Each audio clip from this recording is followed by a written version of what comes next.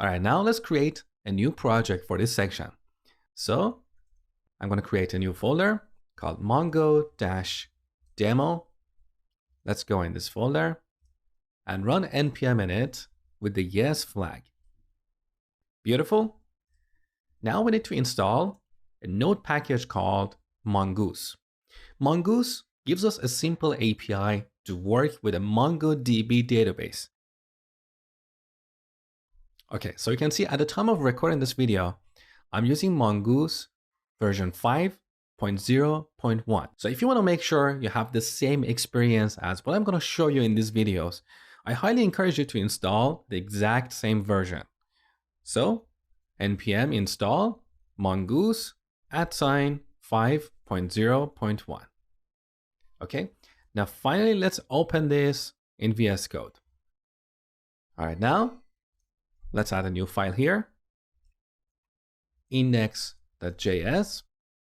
The first thing we need to do is to connect to MongoDB. So we load this mongoose module and store it in this constant, mongoose. Now this object has a method called connect. We use this to connect to MongoDB. Now here we pass a connection string that is mongodb://localhost. This references the MongoDB that we installed on this machine. When you want to deploy your application to a production environment, you're going to have a different connection string for the production environment. Earlier in the section about Express, I told you how to manage various configuration settings for different environments. In this video, we're not dealing with that level of complexity, so I have hard-coded the connection string here. But in a real application, your connection string should come from a configuration file. So here's our MongoDB server. Now after that, we add the name of our database.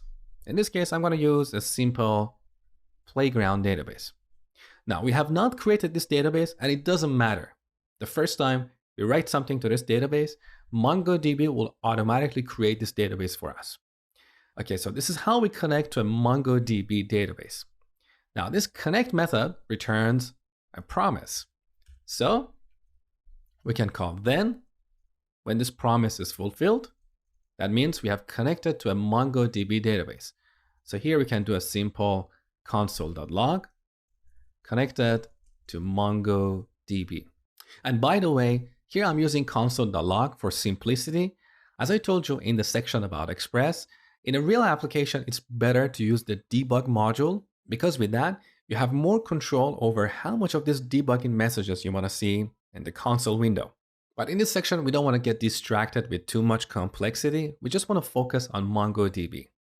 So this is for scenario where we successfully connect to a MongoDB database. But what if something goes wrong? We want to catch that error. Here we get an error object and then display it on the console. So console.error could not connect to MongoDB. And then we add the error object. Beautiful. Now let's run this application. So back in the terminal, node1 index.js. So we can see we successfully connected to MongoDB.